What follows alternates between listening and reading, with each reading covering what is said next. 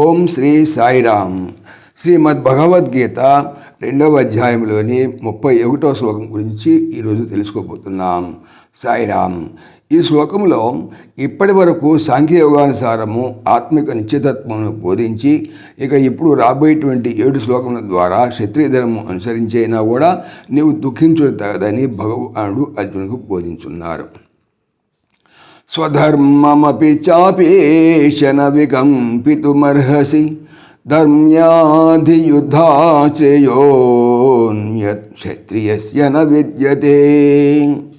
చ అనగా మరియు, స్వధర్మం అనగా స్వకీయ క్షత్రియ ధర్మమును, అపేష అపి సూచేనను, వికంపితుం చలించుటకు, న అర్హసి తగవు, క్షత్రియస్య క్షత్రియునకు, ధర్మ్యాత్ ధర్మయుతం అయిన, యుద్ధాత్ యుద్ధము కంటే, అన్యత్ ఇతరమైన, శ్రేయ మేలు, న విద్యతేహి లేదు కదా. తాత్పర్యం: అర్జున, స్వకీయమగు క్షత్రియ ధర్మమును విచారించుకొనినను యుద్ధమునకు వెనుదీయుట నీకు సరియైనది కాదు.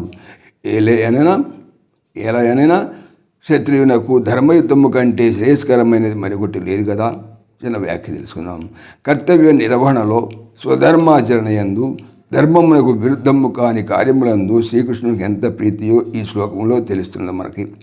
శరీరం ఉన్నంత వరకు ప్రతి వారు కూడా ఏదో ఒక కార్యము చేయవలసి ఉన్నది. ఆ తర్వాత స్వధర్మానుకూలమైనటువంటి కార్యమును నిష్కామంగా ఆచరించడం వలన మనుషులకు ఉత్తమ శ్రేయము లభించడమే కాక చిత్తశుద్ధి ద్వారా మోక్షము కూడా సంప్రాప్తమవుతున్నది అని ఈ శ్లోకం వల్ల మనకు తెలుస్తున్నది. జై సాయిరామ్. ఓం దేవకీ నందనాయ విద్మహే వాసుదేవాయ ధీమహి తన్నః కృష్ణ ప్రచోదయాత్.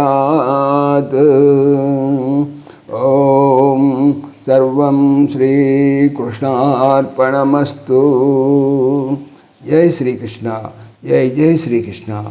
ఆత్మీయులకు మనవి, శ్రీకృష్ణ పరమాత్మ ఈ ఛానల్తో పాటుగా అనంత మహిమల శ్రీ సత్యసాయి అనేటువంటి మరొక యూట్యూబ్ ఛానల్ చేయిస్తున్నారు.